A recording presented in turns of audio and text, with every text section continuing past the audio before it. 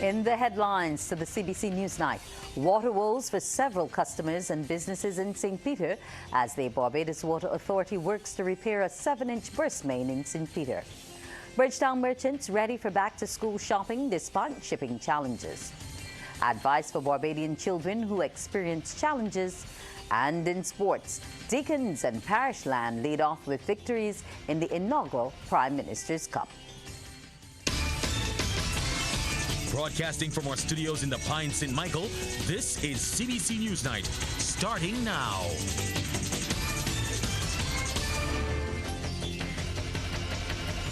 Good evening and welcome to the CBC NewsNight. I'm Wendy Burke. Lack of water is impacting thousands of St. Peter residents tonight. This is because of a 7-inch burst main located in a gully between Rock Hall and Forehill. Lorna Jones has the details. Crews from the Barbados Water Authority are working around the clock to repair a damaged main feeding the authority's northern distribution system. The problem has affected thousands of residents. According to the authority, work to repair the 7-inch burst main located in a 35-foot gully between Rock Hall and Forehill, St. Peter has been moving at a slow pace. Senior Superintendent with the BWA's Distribution Department, Gregory Thompson, says the location prohibits the use of heavy equipment and the work is therefore being conducted manually. We had to clear some 200 meters away from the main road using heavy excavation yesterday, heavy excavators. When we cleared those, what we found then was that the gully has some very sharp sides. It's not a level playing field, the equipment couldn't get down there. So by hand, we cleared a path some 35 feet down this steep incline to the very bottom where we discovered that burst main, 7-inch burst main. We are currently in the process of clearing now that burst. So far, we've excavated down some 4.5, almost 5 feet into some soil, mud and rock, but have yet to reach that main location. We know for sure that the burst is there because that is where the water is surfacing, but to actually reach the main, that is a challenge right now. The BWA is advising that customers and businesses in Forehill Development, French Village, Indian Ground, Diamond Corner, Boscobel Terrace, and surrounding areas may continue to be impacted by low pressure and water outages. Meanwhile, Mr. Thompson explains heavy showers have made the conditions in the gully even more slippery and treacherous. Right now we are clearing by hand. We're using forks, picks, spades, shovel, drill. We are clearing by hand. When we get to the main, we have to clear that whole main section by hand. What we've done as well is that we've manually lifted all the fittings and the pipe down into the gully, so we have them at hand when we're ready. There's nothing that can help us in terms of any equipment at all. Nothing, not where this main is located.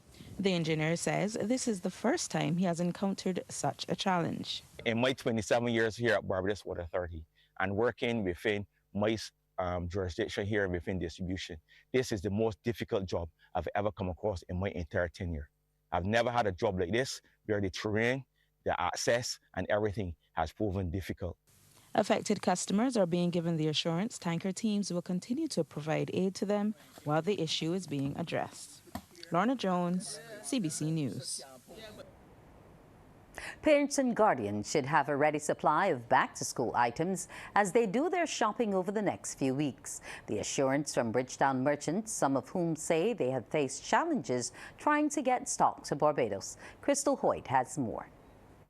Absolutely, we've had some issues this year in getting stock here on time.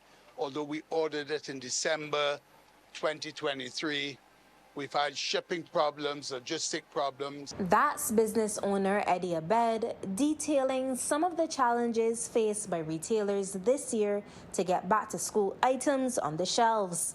And while most of those issues have been resolved, increasing freight costs have driven up the prices for retailers. There may be some passing on of it as we go. We're hoping that it will correct itself. We've seen the peak of it. It got to about $12,000 over May. It's now coming down to about $8,000. If it continues on this trajectory, it will all go well for Christmas, very well. If, for whatever reason, that changes, Christmas prices will be impacted. Over at Woolworth, Managing Director Martin Bryan says for the most part, Woolworth has been able to maintain its prices. Where our prices went up, we try to maintain our margins. Obviously, Some costs we could not bear, we had to pass on, but very minimally. So you find our prices, by and large, are about the same as last year. If it gone up, maybe gone up, 3%, 4%, that kind of stuff on some items, but I think we're kind of on par with last year. He says all the stock is here and the store is ready to meet consumers' needs. We have been ready for quite a while now. All of our uniforms are in, whether it's the tunics for the girls, all the pants and shirts for the boys, blouses, all the stationery, the book bags, the lunch boxes, etc. There was an influx of customers over at Bridgetown Duty Free, where location manager Mark Clark says they've had little to no challenges. We have received all of our shipments, and that's in the books, in the shoes, and also the bags. And there are a few books which are out of stock, but we should be receiving those in quick succession because the order have been placed. But apart from that, everything is running smoothly. We saw the influx of customers after crop over, and that's continuous as up to today. School children return to the classroom in a matter of weeks. Crystal Hoyt, CBC News. Police are today investigating yet another homicide. Dead is 35-year-old Kyle Irvin Haynes of Deersland, Blackrock, St. Michael. According to police, he died as a result of a shooting incident in St. Michael last night.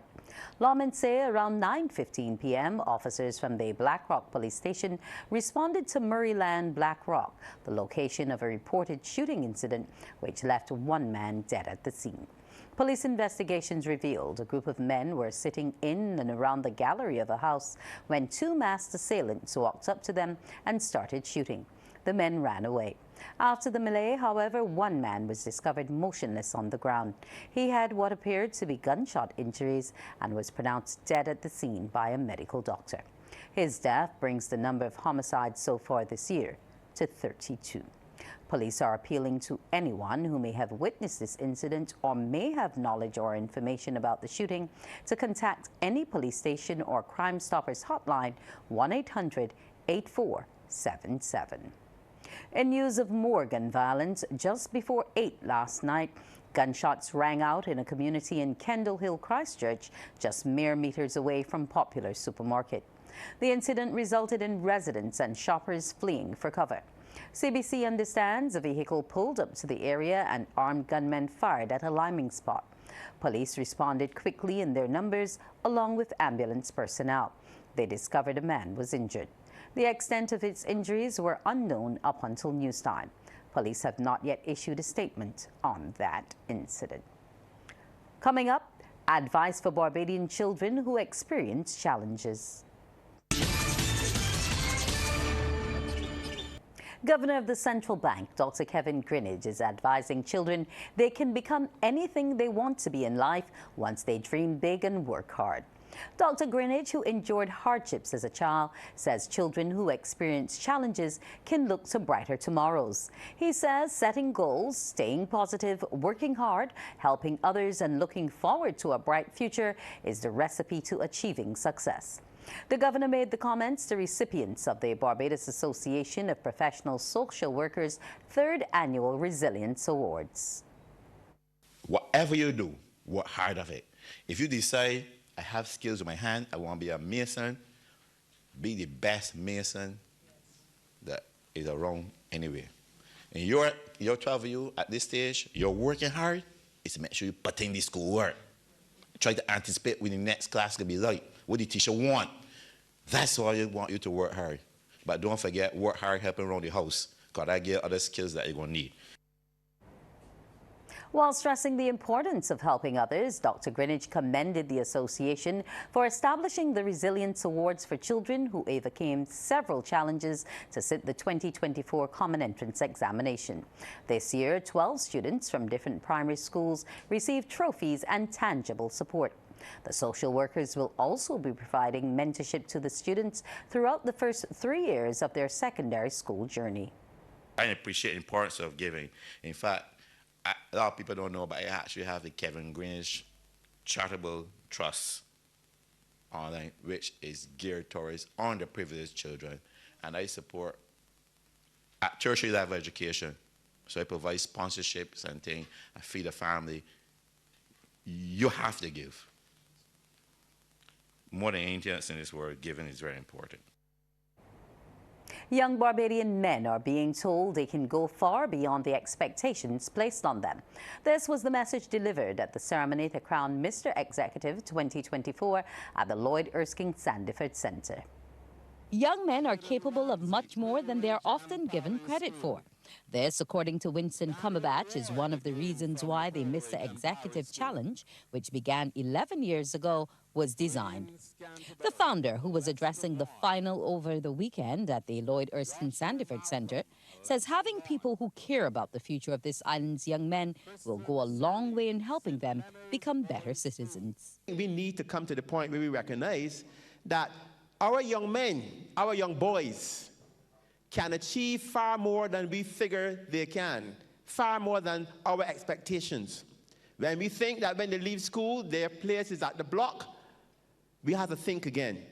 I have seen over the years as a teacher, so many young men achieving simply because a teacher cared, a parent went the extra mile, a good friend, just a community member took the time to show them that they are more than what society think they are.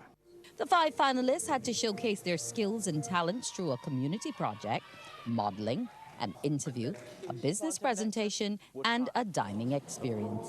A number of prizes were presented before the big announcement, such as the Top Business Shield and the Community Project Shields, along with a prize of $500. Head of the Men's Empowerment Network Support, Fabian Sargent, gave his full backing to the initiative. These men, and I call them men because we need to address these young men with a title that they deserve. The journey through any program like this is extremely challenging, and life is challenging. Mr. Executive! Loud cheers and applause came when the winner was announced. Second was Kadeen Beckers. Congratulations to them all for a good showing. On its behalf. The battle lines have been drawn, and over 20 chefs and mixologists are ready to compete in this year's Barbados Hotel and Tourism Association's National Culinary Competition. From the pool, 4 will be selected to compete at this year's Caribbean Hotel and Tourism Association's Taste of the Caribbean competition, which comes off in November in Miami, Florida. Rachel Agard attended the draw at the Island Inn Hotel. The chefs and mixologists competing in this year's Barbados Hotel and Tourism Association's National Culinary Competition have been chosen. They are looking to put their best foot forward as they also prepare to defend their title at the Caribbean Hotel and Tourism Association's Taste of the Caribbean competition. And new team manager Adrian Cumberbatch urges competitors to make wise use of their time this week to impress the judges. He, however, notes that the new management team now has to finalize the concept for the international competition to be held later this year. I now take this time to encourage each and every one of you, the competitors, to perform at your best. Bring forth your best dishes and cocktails. Finish on time. Time is very, very, very important in these competitions. I can't emphasize enough about time, but good luck to each and every one of you. BHTA's Chief Executive Officer, Ryan Ford, says this year's competition will see a slightly changed structure at Taste of the Caribbean. There will be 4 main individual competitions, namely Caribbean Chef of the Year, Caribbean Junior Chef, Caribbean Pastry Chef, and Caribbean Bartender. The scoring will be combined to award the overall team award. I encourage all competitors to remember that by stepping forward for their country, it is an honor, and you must evoke national pride at all corners and put their best hands, dishes, and beverages forward, as Barbados relies enormously on their skill set, and we in the tourism world and many locals appreciate what you continuously do daily to promote our island through culinary experiences. Without you, there wouldn't be a taste or appetite for Barbados. I have always lived by and taught others under my wing that unless you take a risk, then you never had a chance to begin with. In simple terms, your stepping forward to compete is what will give you an opportunity to grow and the opportunity to also represent your country further. Pastry chefs will be the first out the blocks at the local competition starting Wednesday, while the junior and senior chefs and mixologists go head-to-head on Thursday. Rachel Legard, CBC News.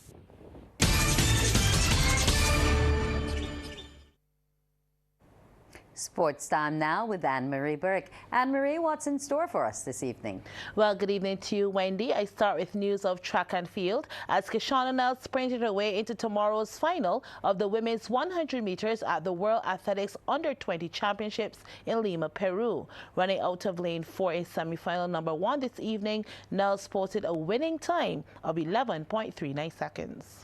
And that final is set for 7:30 p.m. tomorrow. Meantime, Layla Haynes did not qualify for the semifinals of the women's 800 meters after finishing 6th in Heat 2 this afternoon. Haynes' time was 2 minutes 08.39 seconds.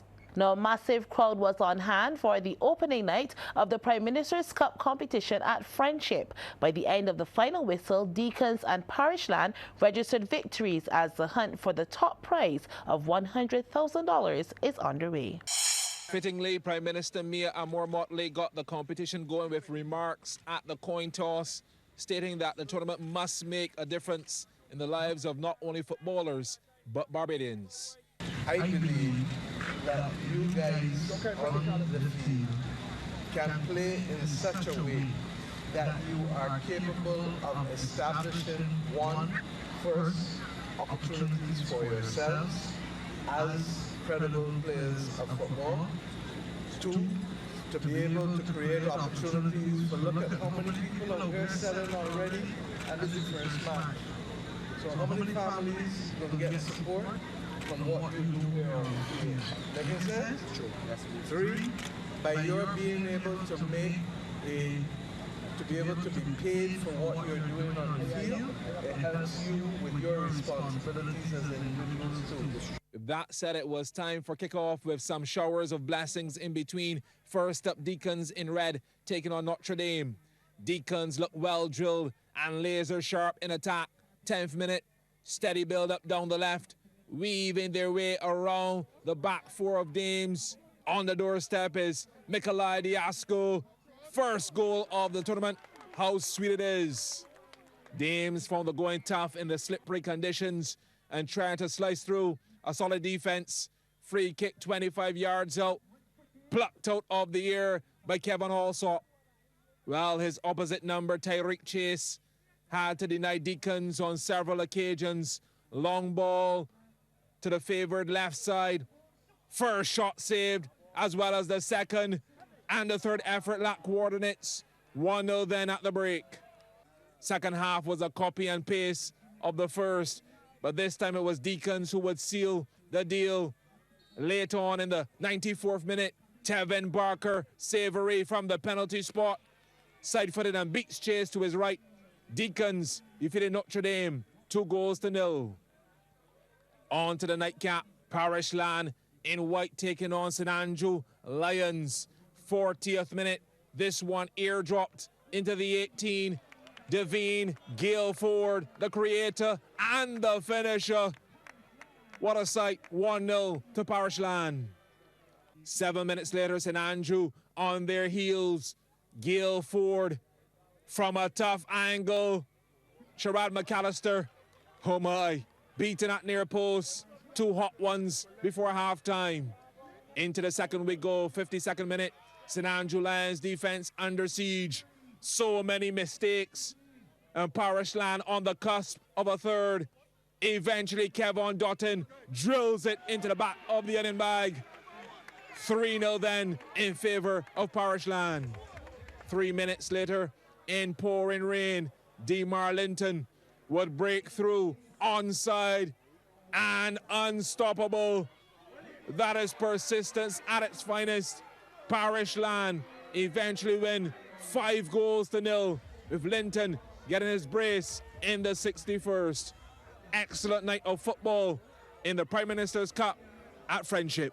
Damien Best, CBC Sports.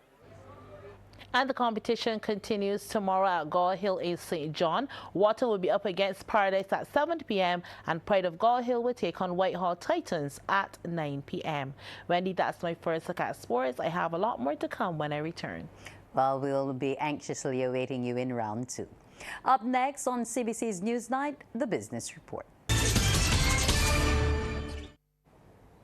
In tonight's business, the Youth Entrepreneurship Scheme's Summer Experience Enterprise has been hailed as a resounding success. The 5-week exercise under the theme Create, Innovate, Make It Happen gave participants the tools for entry into the world of business. The awards ceremony was held in the Sky Mall Conference Room, Hackett Hall. Trevor Thorpe reports. Yes official and acting manager Ryan Mosley says the summer experience is a first. We don't intend to make everyone an entrepreneur, but we intend to make everyone entrepreneurial in their dealings. So even from something as basic as improving their public relations skills, their speaking skills, their negotiation skills, how to bargain, how to make money, we want to unearth that talent in these young persons, and the fact that they have made it to the end shows commitment and shows a willingness to abide. Some days were rough, some days were fun, but they have made it to the end and we are extremely proud of them. Sweet Treats Incorporated is one of the new enterprises born out of the summer experience exercise. Baker Daniel Williams gives some background on the initiative. Here at Sweet Treat Beijing, we don't only have a wide range of creative designs, but we also have a wide variety of different flavors. For example, we have caramel crunch, brookie, chocolate chip, white chocolate, dark chocolate, M&M, oatmeal, pumpkin spice, and a brookie. And for those who don't know what a brookie is essentially a brownie and a cookie combined. So it's like a 2-for-1 if you think about it. You get a brownie and a cookie. So it's like, yeah. And we not only have flavors, but we also have garnishes. So we have marshmallows, M&Ms, sprinkles, caramel, chocolate chip, and gummy bears. Permanent Secretary in the Ministry of Sports and Community Empowerment, Joy Adamson, says she too is proud of the results and has asked parents to support and encourage their children. When we started, some of you looked a little apprehensive. You didn't know what was going to happen. You didn't know so many people there. I'm sure you've made friends now. And you're going to continue to keep these linkages. And you are actually going to go out there and become the entrepreneurs that we want to see here in Barbados. Yes always says taking it from idea to enterprise. You're young, but I'm sure that some fantastic ideas, Ms. Collymore, came out from these young ones, and they are willing and raring to go. So that when you're motivated here by our young entrepreneur, you too can see the benefits of going out there, starting your own business, and making money. Entrepreneur Jonathan Austin, in his address, told the participants about his battle with a long illness. He says it has not been an easy road for him, but he has always put God first and has asked them not to give up. I always knew that I always wanted to get back somewhere. I know what my family went through, and through the skate shop, God gave me a way to get back.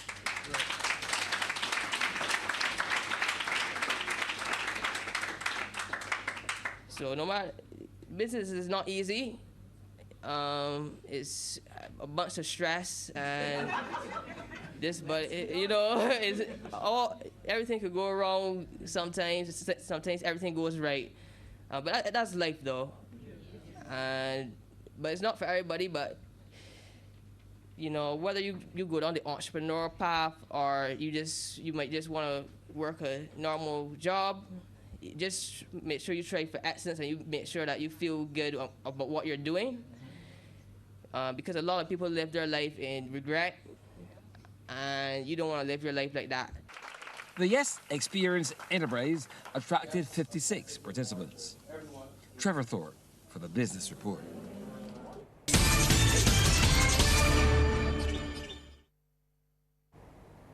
I say goodnight to Carrie-Ann O'Neill to find out what's going to be happening weather-wise. Good evening to you, Wendy, and good evening, everyone. Forecast for tomorrow, the sun is expected to rise at 5:47 and will set at 12 minutes past 6. The first high tide, that's expected at 12:48 in the afternoon, and the first low at 5:54 a.m. Now those seas, they are calm to moderate in open water with swells peaking at 1.5 meters. The winds, they're coming in from the east-northeast and they're peaking at 20 kilometers per hour. For us here in Barbados tonight, we can expect that tropical wave at 56 degrees west will maintain cloudy skies, showers, and a very slight chance of some isolated thunderstorms. Over the next 3 days, instability behind the wave will maintain occasionally cloudy skies along with some showers tomorrow. Thereafter, we are expecting partly cloudy skies along with a few showers. And we say welcome back to Anne-Marie Burke for the second round of sports. And we start this second round with cricket as West Indies have swept South Africa in their T20 International Series. Playing in the third and final match this evening at the Brian Lara Cricket Academy in Trinidad and Tobago. In a game reduced to 13 overs per side due to rain, the Proteas posted 108 for 4 off their allotted overs. Tristan Stubbs top scored with 40 off 15 balls, including 5 fours and 3 sixes. Player of the match Mario Shepherd took 2 for 14. Now the Windies were set to revise target of 116 off the same 13 overs, and they made 116 for 2 of 9.2 to win by 8 wickets under the DLS method. Shea Hope top scored with 42 not out. That included a 4 and 4 sixes. Shimron Hetmyer was unbeaten on 31 as he and Hope put on 56 for the unbroken third wicket partnership. Nicholas Pooran would have contributed 35.